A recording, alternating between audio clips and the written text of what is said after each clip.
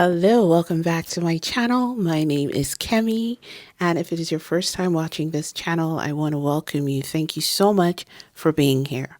All right, so I just finished watching season 2 of the Game of Thrones, and I realized that I hadn't shared with you guys who my favorite characters are so far, and I will be starting with season 1. It's an amazing show. I love the intensity of it. Um, I'm hurt by the foolish mistakes that people are making, but I do understand it's parcel of the storyline. Everyone cannot be making the best decisions ever. Shout out to Nick Stark. And I do understand how their characters and personality makes them who they are, and as such gives me a more compassionate lens as to why they're making the decisions that they have made. But that's a conversation for another day. If you want to watch my full-length reaction, please head over to Patreon. That's where it is. All right, so for the win, it's Tyrion Lannister. Season 1, Tyrion Lannister just blew my mind. From the moment I heard him open his mouth, very first sentence, I remember when he made me laugh. He's made me laugh so many times. He's made me tear up a bit. I feel some sort of warmth around him. I feel safe around him. He is a character that frightens me the least. I admire his courage. I admire how he has faced life head on. He is an amazing human being, loving. He loves his brother, loves his sister, loves his family. He hasn't been treated with the utmost respect and kindness, and I just feel so sorry for him, right? He hasn't chosen the difficulties that he didn't choose to be the way he is. He didn't choose to be the imp. He didn't choose to be a dwarf. He didn't choose to be born under such a painful circumstance. He hasn't had the love of his mother, barely has the love of his sister and father. In fact, nothing is there. Let's scratch out that word barely. And he has not had love from his father and sister. And the brother he has, they're so different. They're so different. So Tyrion Lannister is my favorite character. First, he's at the top for season 1. He just blew my mind. I can't speak any highly of him more than I've done so. I understand his flaw. I understand his weakness, and he's very transparent about his weakness. Remember when he said, I've always had something for broken things, and I just love. So I have a few snippets that I had put out for myself, notes that I've taken, and I just quotes by Tyrion Lannister that I really enjoyed, and I hope that when I'm done with mine, you go into the comment section and let me know yours, right? I might not get all of them because he says so many smart things. I can't make up my mind as to which I love more or less. All right, so the first one for me is like, never forget what you are. The rest of the world will not. Wear it like an armor, and it can never be used to hurt you. I think that is wonderful advice that we could use today. The reason is we try to change ourselves at such a painful cost to our beings, that in the hope that the world will see us or be kinder to us or be more understanding or friendly, and it doesn't work out that way. It doesn't, right? You're turning yourself inside out, hoping that someone will love you. You're turning yourself inside out, hoping that someone will care for you or treat you better or treat you kinder or see you just to be visible. And it doesn't work. So what was the point of having that arc, that change, that becoming something that you're not at the cost of your peace. No, it's not worth it. So I love it. I love that he said that. And he said that to Jon Snow at the wall, right? He was trying to tell him to, yes, you were called Jon Snow because you're a bastard, but stop trying to win anyone's approval. Live your life. If your father doesn't care for you, so be it.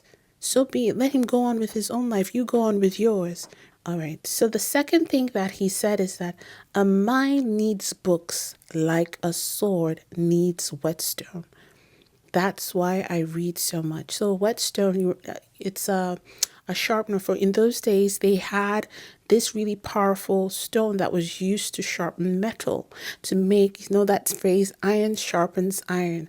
But in this case, a whetstone was tough enough to sharpen whatever metal was, slid across it, to make the knife, the sword, sharper. And that's what he says. He says books make the mind. Reading was his escape. He knew he wasn't a valiant soldier like his brother. He knew he didn't have Cersei's good looks. What he decided to have as a weapon was his mind. So what he did was he got books, he got wisdom, and made himself smarter. He knew about strategies. Remember when Bronn came in, and was asking him questions as to what was happening in season 2, and he said, "Oh, I'm reading about this," and Bronn kept, taking away and irritating him.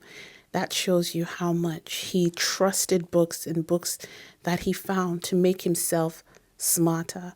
And today, or in times like this, I find that it's so easy, because it's so easy to sell our bodies. It's really easy. Like, I'm not going to castigate anyone, because if I was in their shoes, I don't know what I would do. So no judgment here, but the mind is also a beautiful tool and can bring us so much more, but hey, listen. All right. Enjoy. Another thing he says is that I have a tender spot in my heart for cripples, bastards, and broken things. I love that. I love that. And he said it to Bran. Remember when he was trying to connect with Bran, and the gift of the strap for his, if he decided to go horse riding, or just to give Bran some sort of hope. Bran was like, I could do this with my legs, I could run. And as a child, to lose that ability to physically move yourself, play with your friends, everything depended on his ability to move around, and he lost that. And here comes Tyrion, the brain, with an idea for him to make him feel better. I loved that scene. It's beautiful. It touches me so much, because you could see when Bran said, "Can this really work?" Rob was, and he was like, yeah.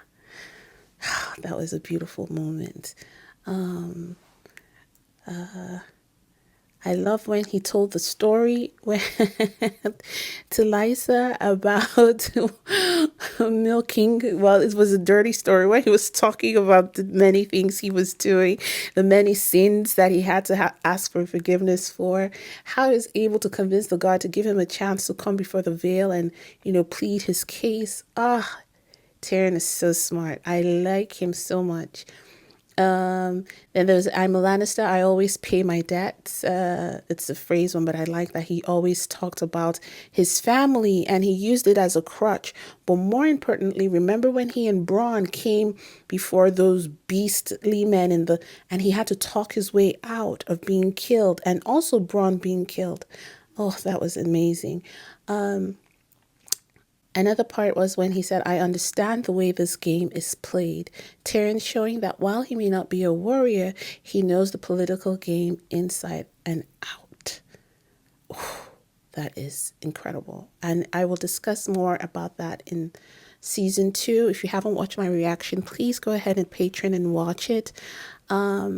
I love the part where he says to that death is so final, whereas life is full of possibilities. I've had to see life from that perspective myself, because just sometimes the weight of the world gets on you, and you just have to hope that tomorrow brings a much brighter day and a pleasant experience for you.